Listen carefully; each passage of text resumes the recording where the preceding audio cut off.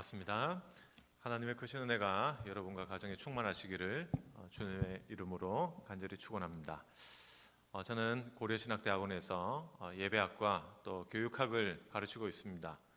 매년 12월이 되면 저희 고려신학대학원에서는 다음 세대 한국교회를 이끌어갈 목회자 후보생을 뽑는 선발고사를 치르게 됩니다. 과목은요, 신약성경, 구약성경, 영어, 논술, 면접 이렇게 구성되어 있습니다.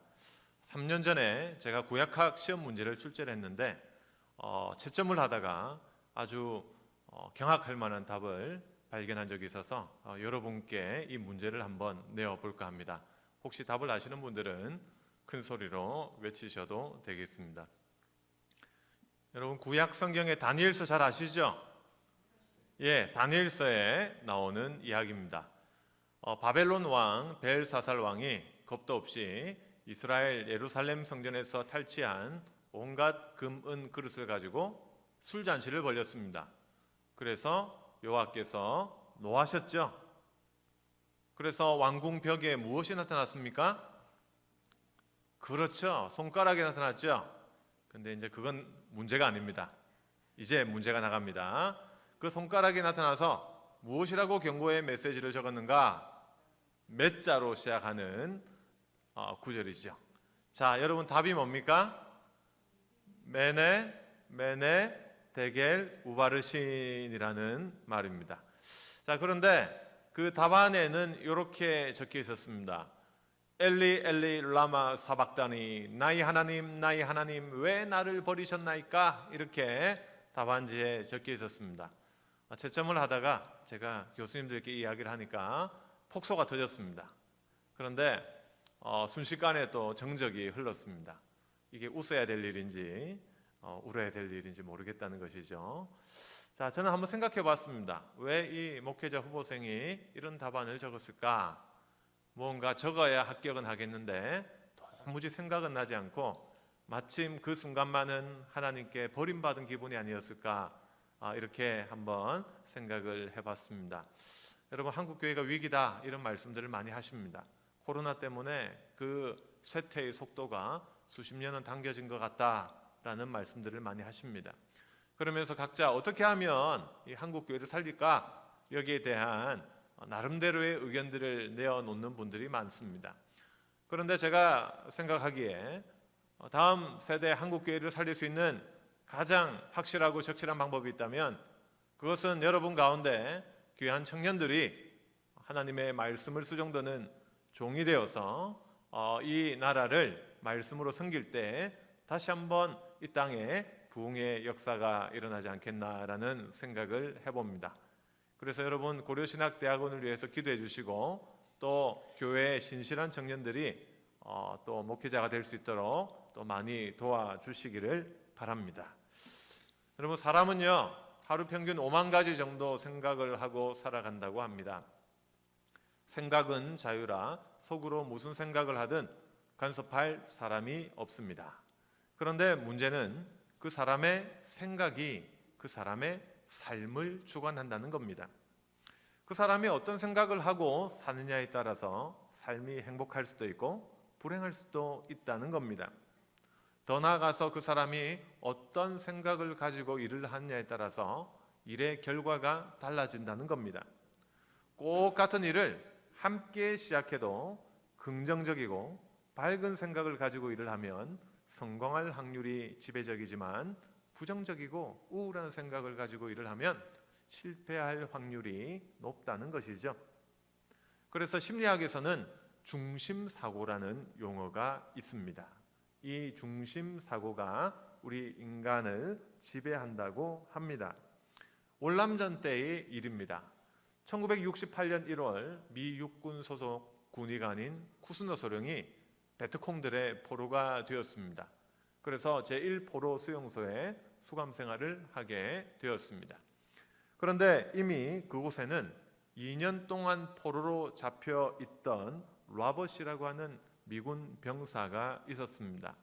이 라벗은 해병 특수부대 출신으로 강인한 체력과 정신력이 있고 아주 강하게 훈련된 정의 하사관이었습니다.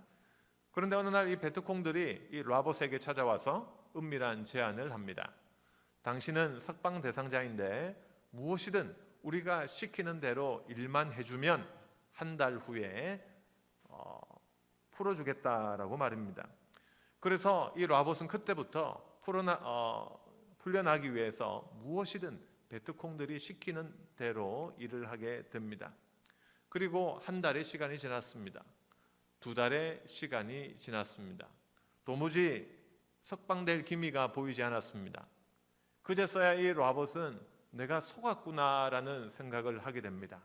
극심한 우울증 증세를 보이기 시작하다가 그해 11월 어느 날 이 쿠스너 소령의 품 안에서 조용히 숨을 거두게 됩니다. 자신이 아무리 노력해도 그곳에서 벗어나지 못할 것이고 마침내 그곳에서 죽고 말 것이라는 이 생각을 가리켜서 중심사고라고 하는 겁니다. 이 중심사고는 자신의 환경 혹은 유전에 의해서 생기는데 자신의 의지와는 상관없이 학습되고 갑자기 강한 자극에 의해서 생겨난다고 합니다. 이 중심사고가 우리 인간의 몸을 이루는 세포, 조직, 인간의 정신을 작동하고 조종하고 활성화를 시키는데 여기에 따라서 엔돌핀이 생기듯 스트레스 호르몬이 나오듯 한다는 것입니다. 생각이 중요하다는 겁니다. 중심사고가 부정적이면 매사에 사는 것이 재미가 없다 이렇게 되기 쉽습니다. 재미없는 일만 눈에 보입니다. 문제만 눈에 보이고 안 될 일만 생각이 납니다. 이걸 생각하면 이게 걸리고 저걸 생각하면 저게 걸리는 거예요. 문제는 생각입니다. 특히 나 자신을 지배하고 있는 이 중심사고, 이 중심사고에 따라 인생의 삶이 달라지게 되는 것입니다. 하나님께서는 우리에게 말씀하십니다. 본문 7절을 한번 같이 읽어보겠습니다. 7절입니다. 시작. 그의 길을 불의한 자는 그의 생각을 버리고 여호와께로 돌아오라. 그리하면 그가 긍휼히 여기시리라. 우리 하나님께로 돌아오라. 그가 너그럽게 용서하시리라. 하나님께로 돌아와야 한다고 말씀하고 있습니다. 그리하면 그의 긍휼하심의 은혜를 잊게 될 것이라는 말입니다. 내 생각을 바꾸라는 말입니다. 그런데 한번 나를 지배해버린 이 중심사고는 좀처럼 바뀌지 않습니다. 누가 밝게 생각하라, 긍정적으로 세상을 보라 한다고 쉽게 바뀌는 게 아니거든요.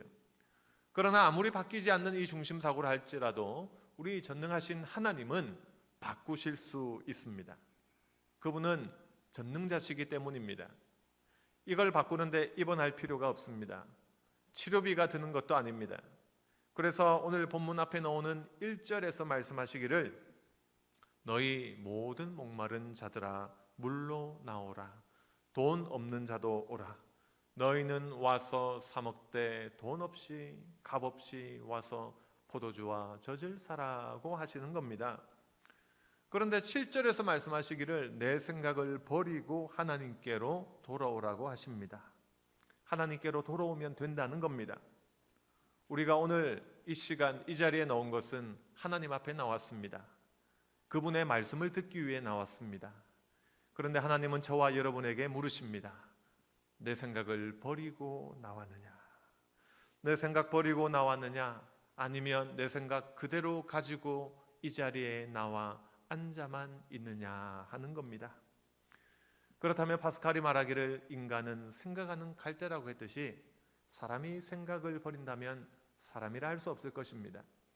생각을 버린 사람이란 곧 바보라고 해야 될 것 아니겠습니까? 그렇다면 내 생각을 버리고 내게로 오라고 하신 이 말씀의 뜻은 내 생각을 바꾸라는 뜻인 겁니다. 생각은 하되 바꾸어서 생각하라는 겁니다. 그렇다면 바꾸어서 생각해야 할 그 생각은 무슨 생각이겠습니까?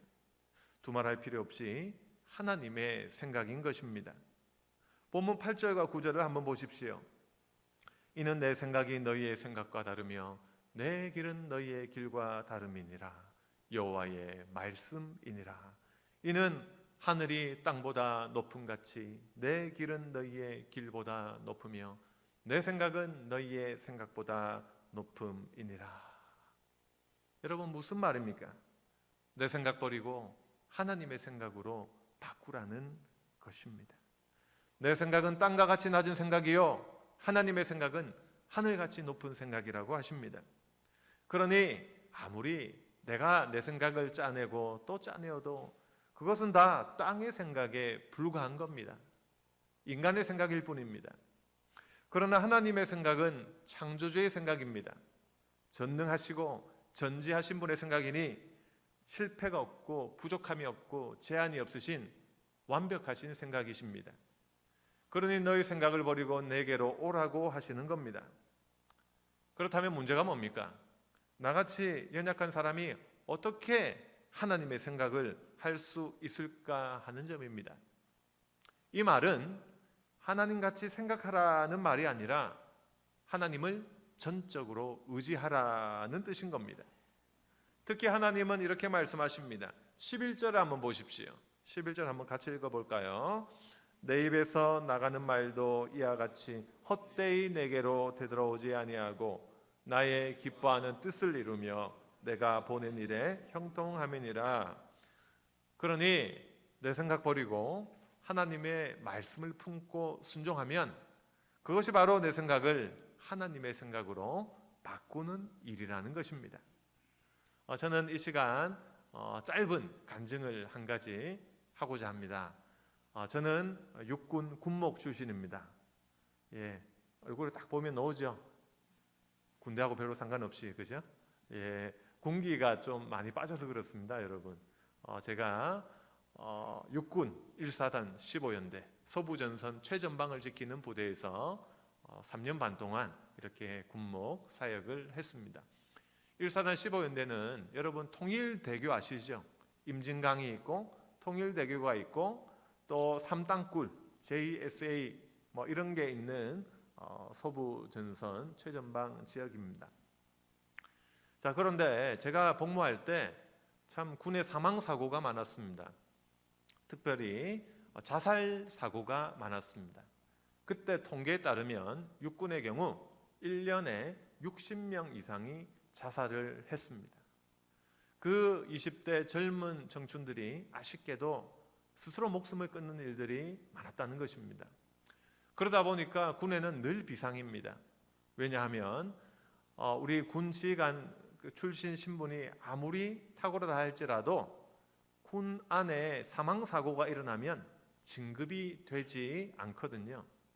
그러니까 우리 지휘관 입장에서 믿을 만한 사람이 여러분 누구겠습니까? 목사겠죠.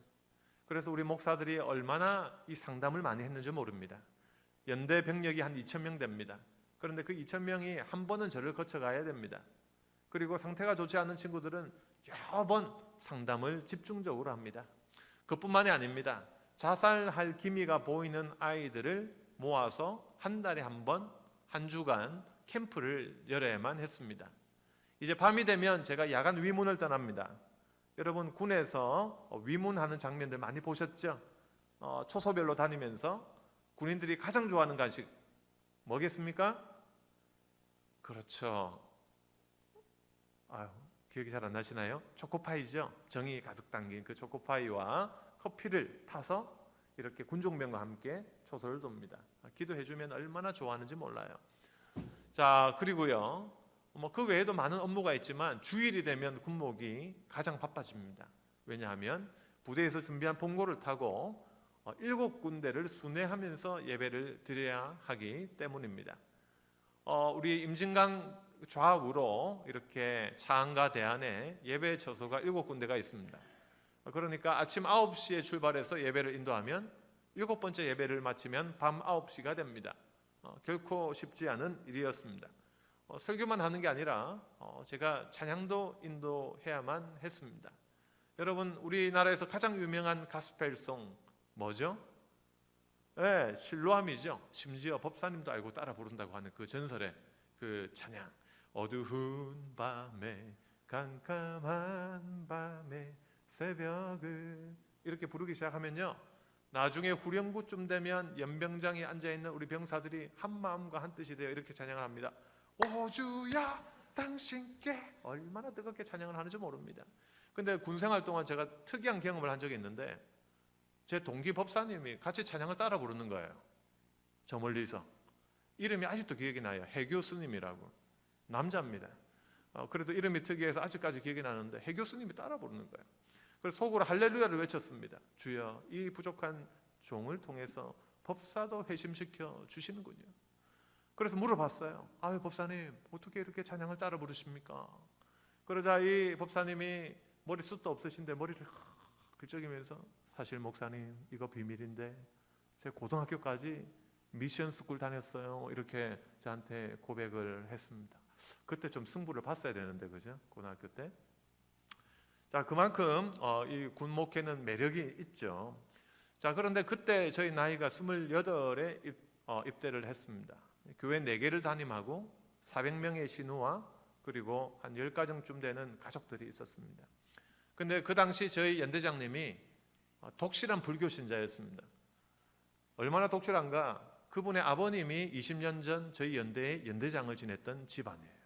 그런데 그 집안에서 법당을 지어 연대 안에 봉헌한 집안이에요.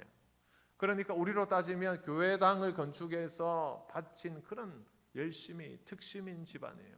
그러니 얼마나 불심이 특심이겠습니까? 우리 교회를 얼마나 지혜롭게 핍박을 하시는지 우리 집사님들이 좀 많이 힘들어 하시는 모습이었습니다. 그래서 그 젊은 제가 목회 경험도 없는데 우리 성도들을 지켜야 된다, 이런 생각 때문에 좀 마음이 많이 힘들었습니다. 토요일이었습니다. 제가 그 중대 군종들과 기도회를 마치고 순찰을 마치고 연대본부로 왔습니다. 한 7시쯤 됐는데 밖에서는 찬양팀이 찬양을 부르고 마치면 같이 라면 끓여 먹어야지, 이렇게 기다리고 있었습니다. 소파에 잠시 앉아 있었는데 정신은 깨어 있는데 몸이 움직이지 않았습니다. 귀 뒤와 목 밑이 깨어질 듯 아팠습니다. 다음 날 7번 설교를 해야 되는데 한 번 설교도 힘이 들었습니다. 그래도 쉽게 아프다는 말 할 수 있습니까? 이순신 장군처럼 나의 아픔을 연대장님께 알리지 마라, 이런 마음으로 참았습니다. 몇 달을 참았습니다. 그래도 도무지 되지 않아서 집사람과 함께 우리 여기 서울에 국내 최고 유명한 대형 병원에 정밀 진단을 받게 되었습니다. 여러분, 전방에서 이렇게 오늘 같은 화창한 날이었습니다. 그 당시 제가 신혼이었는데 신혼의 눈에 들어온 저 푸른 하늘은 무슨 색깔로 보여야 정상일까요? 아주 코발트색이든 어떤 분은 핑크색이다, 이렇게 생각할 수도 있겠습니다. 그런데 그 당시 저 눈에 들어왔던 하늘 색깔은 아주 우중충한 회색빛이었습니다. 별 생각이 다 들었습니다. 그 걸어가는 그 100m 거리가 아직도 기억이 생생합니다. 이렇게 꽃다운 나이에 나는 죽는구나. 그러면 분명 집사람은 재혼할 텐데, 별 생각이 다 들었습니다. 그런데 여러분, 문제는 병명이 없었습니다. 그렇게 좋은 병원에서 정밀 진단을 받았는데도 병명이 없었어요. 그때 저희 집사람이 이런 이야기를 했습니다. 여보, 우리가 하나님 일을 하면 하나님이 우리 일을 책임져 주실 거예요. 지금은 당신이 좋아하는 책 한 권 읽을 시간이 없지만 하나님이 기쁘게 받으시고 귀한 것으로 갚아주실 거예요. 하루에 7번 설교하는 일을 힘든 일이라고 생각하지 말고 나중에 하나님이 7부 예배 드리는 교회 담임을 시킬 준비를 한다고 생각해봐, 이렇게 이야기를 했습니다. 정신이 번쩍 들었습니다. 그럴 수도 있겠구나. 그 당시 7부 예배 드리는 교회 한국에 몇 곳이나 있었겠습니까? 옥하는 목사님도 당시 그렇게 하지 못하실 것 같더라고요. 그 말을 들으니 은근히 기분이 좋아졌습니다. 그런데 놀라운 것은 제가 하나님의 일을 부담감으로 하는 것이 아니라 기쁨으로 감당하려고 하니 하나님께서 삶 속에 많은 간증거리들을 허락하셨습니다. 군에는 우울증 환자가 많습니다. 진짜도 많고 가짜도 많습니다. 가짜가 왜 많은지는 여러분 잘 아시죠? 근데 이 우울증이라는 게 약만 먹는다고 근본적인 해결이 되지 못합니다. 약을 먹으면 더 잠이 오고, 더 잠이 오니까 일을 못하면 더 미움을 받게 되죠. 자, 그런데 그 우울증을 앓고 있는 아이들이 부대 교회에 와서 성도들의 케어를 받으면서 예배를 드리면서 그들의 생각이 바뀌고 삶이 바뀌는 일들이 생겨나기 시작했습니다. 군에는 죽고 싶다면서 자해 행위를 하는 친구들이 가끔씩 있습니다. 그러면 우리 그 불교 연대장님은 항상 여러분 누구한테 전화를 해 정상입니까? 그런 아이들이 있으면요, 어디에 맡겨야 됩니까? 법당에 맡겨야죠. 그죠? 근데 항상 저한테 전화가 와요. 목사님 도와주세요. 이 아이 좀 맡아주세요. 그래서 제가 그런 아이 3명과 함께 우리 교회에서 지냈던 적이 있습니다. 우리 그 교회 식당이 안에는 여러분 다양한 도구들이 있잖아요. 그러니까 얼마나 위험한지 몰라요. 근데 그 아이들이 오게 되면 군종병과 저는 진돗개 하나 둘 셋 경계 경보를 발령하면서 24시간 함께 할 수밖에 없었습니다. 그런데 어느 날 우리 그 강한 연대에 중대군종이 자살하려고 하는 아이를 막는 일이 생깁니다. 사고 예방이 된 거죠. 그러니 여러분 아무리 불신지휘관이라 할지라도 어떻게 마음의 문이 열리지 않을 수가 있겠습니까? 그래서 그 수색중대라고 있는데 통일대교를 넘어가기도 전에 이미 목사님 온다 소문이 다 납니다. 그러면 그 부대에서 경계 근무 아이들 빼고 나머지 수십 명을 이 좁은 휴게실에 다 넣어줍니다. 그러면 거기에 한 40명이 들어가가지고 오주여 당신께 감사하리라 실로암 내게 주심을 이 찬양을 하는 거예요. 얼마나 감격과 은혜가 넘치는지 모릅니다. 이렇게 군생활을 마치고 저는 유학을 떠나게 되었습니다. 미국 미시간주에 있는 칼빈 신학교라는 곳입니다. 그런데 입학을 하고 보니까 저하고 같이 입학한 분들이 정말로 영어가 능통했습니다. 뭐 2세도 있으시고 또 2번째 학위를 하시는 분들 참 영어를 너무 잘했습니다. 근데 저는요 토플 점수를 받아 유학은 가긴 갔지만 군에서 영어 공부를 제대로 해본 적이 없습니다. 그렇지 않습니까? 늘 저의 머릿속에는 어느 마트를 가야 초코파이를 싸게 살 수 있나? 어디에 1+1 행사를 하나? 3년 동안 요 생각만 하다가 유학을 가니까 너무나도 힘든 거예요. 방법이 없었습니다. 그래도 하나님께서 군생활 기간 동안 하나님을 의지하는 생각의 훈련을 시켜주신 끝에 묵묵히 2년을 견뎠습니다. 그래서 미국과 캐나다의 5개 학교에서 박사 초청을 받았습니다. 그래서 제가 선택한 학교는요, 여러분 시카고에 있는 여러분 놀스웨스턴 아시죠? 존 박이 공부했던 가수 존 박 아시죠? 목사는 몰라도 어떻게 이렇게 가수는 기가 막히게 아시는지. 존 박이 공부했던 이 학교 안에 게렛 신학교라고 있습니다. 게렛 세미나리가 있습니다. 그 당시 우리 개신교 전통 안에 예전을 배울 수 있는 유일한 학교였습니다. 그래서 제가 그 학교를 선택했습니다. 근데 이제 입학하고 보니까 매주 코스웍을 하는데 제가 석사를 미국에서 했지만 한 번도 듣지도 못한 책 3권, 어려운 책 3권을 읽고 페이퍼를 써서 9시간 동안 한 주에 전투적으로 세미나 토론을 하는 그런 과정이었습니다. 너무나도 힘이 들었습니다. 저하고 같이 입학한 미국 학생들의 석사 출신 학교가 듀크, 에모리, 하버드 이런 학교였습니다. 그러니 이제 겨우 영어가 들리기 시작하는데 도무지 힘들어서 따라갈 수가 없는 지경이었습니다. 미국 유학 갈 때 제가 여기 경계선이 한 요 정도에서 출발했는데요. 너무 힘들었어요. 얼마나 힘든지 딱 이 몸이 말하고 있지 않습니까? 뭐 아침마다 그 머리를 감아 보면 그 밑에 떨어져 있는 그걸 보면서 참 이 마음에 눈물이 많이 났어요. 그래서 제가 한 달쯤 버티다가 안 되겠다 싶어서 저희 담임 교수님을 찾아갔습니다. 담임 교수님은요 전형적인 백인이에요. 차가워요. 미국 아이들도 잘 접근을 못하는 분입니다. 여러분 얼마 전에 소천했던 영화배우 숀 코네리 아시죠? 숀 코네리처럼 딱 생긴 분이에요. 그런데 이분을 찾아가서 제가 이런 이야기를 했습니다. 교수님, 앞으로 최소 5년은 더 공부를 해야 될 텐데 그때 가서 저를 자르지 마시고 지금 판단하셔서 안 될 것 같으면 지금 잘라주십시오. 이렇게 이야기를 했습니다. 그러자 그 차가운 분이 갑자기 눈에 선한 눈망울로 싹 바뀌면서 저한테 이런 이야기를 하시더라고요. 네, 인내하고 한번 1년만 기도하면서 참아봐라 라는 이야기를 했습니다. 제가 할 수 있는 길은 기도하는 수밖에 없었습니다. 한국에서는 저를 파송한 후원하는 교회가 있었습니다. 성도들이 기도한다고 늘 소식을 들었습니다. 그분들의 기도와 기대가 있는데 돌아간다면 얼마나 창피한 일입니까? 그런데 하나님께서 저한테 큰 은혜를 베풀어 주셨습니다. 이 박사 과정에서는 말 잘하는 것도 중요하지만 좋은 자료를 찾고 좋은 글을 써내는 게 정말 중요합니다. 그런데 하나님께서 정말 저에게 매일매일 기적을 베풀어 주셨습니다. 좋은 자료, 귀한 자료, 희귀한 자료가 너무 쉽게 발견이 되는 거예요. 그거 과정 속에서 제가 놀랐습니다. 왜냐하면 제가 제 실력을 너무나도 잘 알기 때문입니다.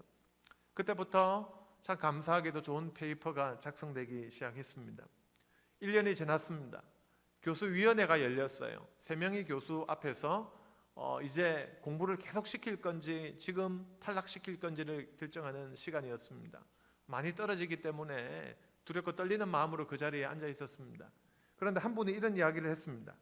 너는 자료를 어떻게 그렇게 찾느냐라는 이야기를 했습니다. 건강이 걱정되니 좀 쉬면서 해라. 이런 덕담을 하는 분도 있었습니다. 그러면서 그분들이 공통적으로 너의 아티클들을 미국의 저널에 출판할 수 있도록 우리가 도와주겠다 이런 이야기를 했습니다. 그런데 그 말을 들을 때 번갯불처럼 저희 머릿속에 떠오르는 한 가지 사건이 있었습니다. 그것은 대학교 1학년 때 저희 어머니가 금요 곤차례를 다녀오셔서 들려주셨던 담임 목사님의 간증 이야기였습니다. 우리 목사님은 젊은 시절부터 하나님께 늘 기도하기를 하나님 좋은 스승님 만나게 하옵소서, 좋은 책들을 만나게 하옵소서라고 기도하고 응답받았던 내용이었습니다. 그런데 어린 저의 마음에 이게 깊이 각인되었던 것 같습니다. 그 이후로 저한테 짧게라도 이 기도 시간이 주어지면 이런 기도들을 10수년 동안 해오고 있었더라는 것입니다. 제가 아무리 열심히 노력한다고 해도 그 짧은 1년, 2년 시간 안에 어떻게 그렇게 상황을 역전시킬 수가 있었겠습니까? 저는 명문대 출신도 아닙니다. 얼굴 보시면 외국 사람처럼 생겼지만 2세도 아니고요. 또 영어가 능통하지도 않습니다. 많이 부족합니다. 지금도 부족합니다. 그런데 우리 하나님이 너무 좋으신 하나님이시더라고요. 이 소자의 작은 기도 제목을 기억하고 계셨다가 절체절명의 순간에 가장 필요한 때에 선한 방법으로 응답해 주셨던 것입니다. 지금 생각해 보면 하나님의 은혜가 아니고서는 설명될 수 없는 일이더라고요. 그 수많은 미국 학생들, 훌륭한 학생들이 너무나도 많았지만 하나님께서는 저희 지도 교수들 마음속에 저를 불쌍히 여기는 마음을 심겨 주셨던 것입니다. 어때요? 저를 보면 좀 도와주고 싶습니까? 불쌍한 마음이 좀 드십니까? 참 신기하죠. 여러분, 참 이곳에 우리 젊은 분들도 계시고 또 어른들도 계시고 한데 참 우리 모두가 이 세상을 참 힘들게 살아가고 있습니다. 힘들지 않는 사람이 없죠. 아침부터 밤까지 수고하며 그 수고의 땀을 흘리면서 살아가고 있습니다. 그런데 우리에게 필요한 것은 하나님의 은혜입니다. 하나님의 역사입니다. 여러분, 제가 지금까지 하는 이 간증 이야기를 오해하지 마시길 바랍니다. 신학교 교수가 오더니 긍정적인 생각만 이야기하고 가네, 이렇게 생각하지 마십시오. 그런데 곰곰이 생각해 보면 우리의 생각과 우리의 언어와 그리고 우리의 믿음은 밀접한 관계가 있더라고요. 여러분, 히브리서 11장 1절에 이런 말씀이 있지 않습니까? 어떤 말씀이 있습니까? 믿음은 바라는 것들의 실상이요 보이지 않는 것들의 증거라고 하지 않습니까? 세상 사람들은 눈에 보이는 무언가를 근거를 보여줄 때 내가 최선을 다하겠다고 말할지 모릅니다. 하지만 우리 믿음의 사람은 좀 달라야 합니다. 지금 내 눈앞에 보이는 것은 안개입니다. 한치 앞이 보이지 않습니다. 그러나 하나님이 나를 사랑하시고 지금도 나와 함께 하신다라고 하는 그 사실을 믿기에 한 걸음 한 걸음 발자국을 내디딜 수 있는 것, 우리 신앙인의 자세가 아닐까 합니다. 여러분, 참 많이 힘들지 않습니까? 우리 특별히 청년들, 삼포시대다, 직장은 제대로 구할 수 있을까? 나의 앞길은 어떻게 될까? 얼마나 힘이 듭니까? 하나님의 은혜가 있으면 됩니다. 하나님의 역사하심이 있으면 됩니다. 잠언서 16장에는 이런 말씀이 있지요. 우리 사람이 마음에 계획을 세운다 할지라도 말의 응답은 여호와 하나님으로부터 난다라는 그 말씀. 하나님의 인도하심을 구하시길 바랍니다. 그래서 여러분 삶 가운데 이런 믿음의 간증거리들이 나날이 늘어나시기를 주님의 이름으로 간절히 축원합니다. 여러분, 하나님은 우리에게 이렇게 말씀하고 계십니다. 오늘 본문 13절을 한번 같이 읽겠습니다. 13절 시작. 잣나무는 가시나무를 대신하여 나며 화석류는 찔레를 대신하여 날 것이라. 이것이 여호와의 기념이 되며 영영한 표징이 되어 끊어지지 아니하리라. 여러분, 이게 무슨 말입니까? 내 인생에 가시나무가 없습니까? 나를 찌르고 온통 아프게 하는 그 나무 말입니다. 여러분 삶에 찔레는 없으십니까? 찔레는 사막에 자라는 엉겅퀴를 말합니다. 온통 자라나서 여러분의 다리를 얽어매고 여러분을 걸려 넘어뜨리게 하는 그 엉겅퀴 찔레가 여러분 삶 가운데 없으시냐는 말입니다. 하나님은 말씀하십니다. 내 생각을 바꾸면 너를 찌르는 가시나무가 잣나무로 바뀔 것이다. 너 생각을 하나님의 생각으로 바꾸면 엉겅퀴 찔레가 향기로운 기름을 내며 평화와 감사를 상징하는 화석류 나무로 바뀔 것이다. 인간의 생각, 내 생각으로는 전혀 불가능합니다. 그러나 내가 사실 예수님을 믿는다라는 것, 지금 이 자리에 나와 예배를 드리고 말씀을 듣는다라는 것 자체가 이미 내 생각을 버렸다고 선언한 것이나 마찬가지인 겁니다. 그렇지 않습니까? 내 생각 그대로 가지고 살려고 한다면 지금 이 자리에 나와 앉아 있을 이유가 없는 것입니다. 그럼에도 불구하고 우리는 예수님을 믿는다라고 하는 크리스천이면서도 5만 가지 생각으로 내 머리가 복잡합니다. 그런데 그 생각이 살펴보면 다 내 생각입니다. 인간의 생각이에요. 중심사고가 특히 부정적인 생각이 많습니다. 세상을 어둡게만 보고 문제를 어렵게만 보는 경향이 있습니다. 사람을 봐도 꼭 안 좋은 쪽만 봅니다. 무슨 일을 해도 안 될 일부터 생각합니다. 공동체로 모여도 꼭 언제나 불평만 합니다. 이렇게 잘 되고 있는 일이 많은데도 그것을 제쳐두고 안 되는 일을 하나 집어냅니다. 우리가 기도하는 분의 기도의 내용을 들어보면 그분을 지배하고 있는 중심사고를 발견할 수 있습니다. 중심사고가 하나님 생각으로 가득 찬 분들은 그저 감사입니다. 교회에 대한 감사, 지도자들에 대한 감사, 감사의 말이 입에 걸려 있습니다. 그러나 중심사고가 부정적인 생각으로 가득 차 있으면 부정적인 면만 놓습니다. 하나님, 이게 부족합니다. 자리도 비었고 사랑도 부족하고 뭐도 안 된다고 하면서 기도가 투정이요 불평입니다. 그런데 그게 거짓말이 아닙니다. 있는 일을 그대로 말했을 뿐입니다. 사실입니다. 사람의 생각으로는 말입니다. 그러나 여기에서 그치고 만다면 하나님의 생각은 포기되고 마는 것입니다. 지금 내 눈앞에 보이는 것은 가시나무요 찔레입니다. 실제로 찔립니다. 기분이 나쁘고 아픕니다. 그런데 하나님은 말씀하십니다. 내 생각을 버리라. 그리고 나의 생각을 하라.